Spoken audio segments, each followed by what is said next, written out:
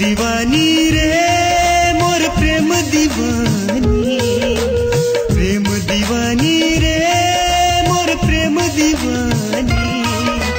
कब होई पूरा ये प्रेम कहानी, कब होई पूरा ये प्रेम कहानी।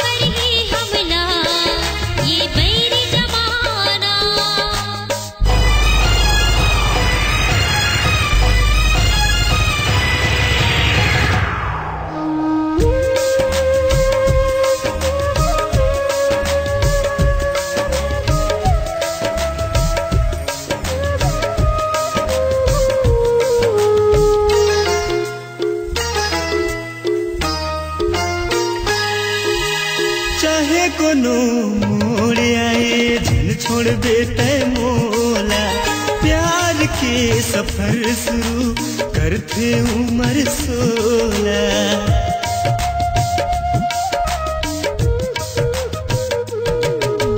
चाहे कोनो मोड़ आए झन छोड़ बेटे मोला, प्यार के सफर शुरू करते उम्र 16। प्रेम दीवानी रे मोर प्रेम दीवानी, प्रेम दीवानी रे मोर प्रेम दीवानी। कब होई पूरा ये प्रेम कहानी, कब होई पूरा ये प्रेम कहानी।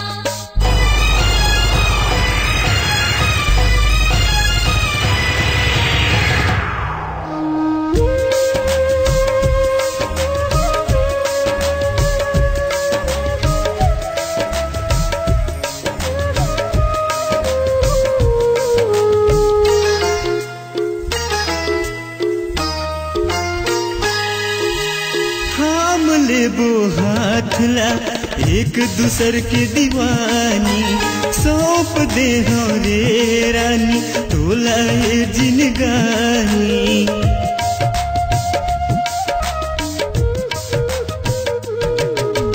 थाम लेबो हाथ ला एक दूसर के दीवानी, सौंप दे हो रे रानी तोला ये जिनगानी।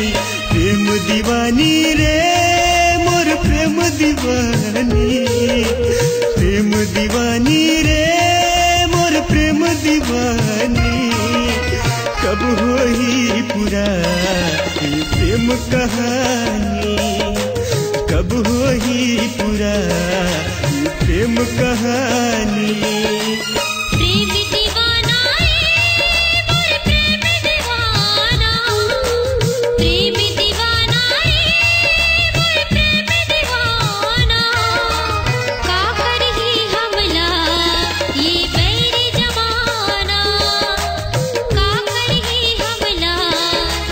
बैरी कब होई पूरा ये प्रेम कहानी। का करही हमला ये बैर जमाना, कब होई पूरा ये प्रेम कहानी।